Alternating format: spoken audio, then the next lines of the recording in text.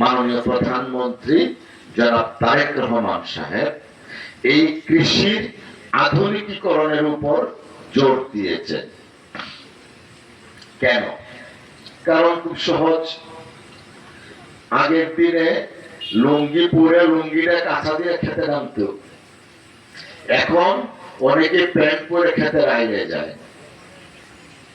মারা দেওয়ার সময় অনেকে প্যান্টটা পরা থাকে। এই যে আমাদের মানসিকতার পরিবর্তন হয়েছে, শিক্ষায় আমরা শিক্ষিত হচ্ছি।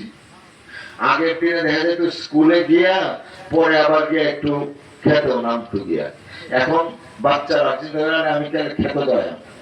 এই যে কেন যাব এই প্রশ্নটা যেন না করে, যে কারণে কৃষির আধুনিকীকরণের জন্য তিনি নতুন নতুন প্রকল্প উদ্ভাবনের জন্য অনুপ্রাণিত করছেন এবং হাতে নিয়েছেন, যা আজকে একটা উদ্ভাবিত হলো। আজকে যখন এখানে ধানের রোয়া বা চারাটা রোপণ করা হচ্ছিল, ক্ষেতের এক মাথা থেকে আরেক মাথায় আমি ঘড়ি ধরলাম 40 সেকেন্ডে গেছেন।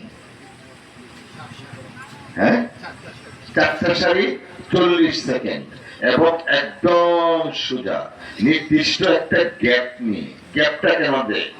বিকজ যে কোনো কিছু আমরা যখন বাড়িতে একটা রেন্ট্রি গাছ লাগাই, আম গাছ লাগাই, আম গাছটা ছোট থাকে, যখন বড় হয় আস্তে আস্তে বৃদ্ধি পায়, জায়গার পরিমাণ হয়। আমাদের কাছে মনে হয় ধানের গাছ তো একটা ছোট বড়, কিন্তু তারও একটা নির্দিষ্ট বৈশিষ্ট্য আছে। সেই বৈশিষ্ট্যর কারণে বৈজ্ঞানিক পদ্ধতিতে একটা নির্দিষ্ট দূরত্ব বজায় রেখে ধানের চারাগুলা রোপণ করা হয়েছে।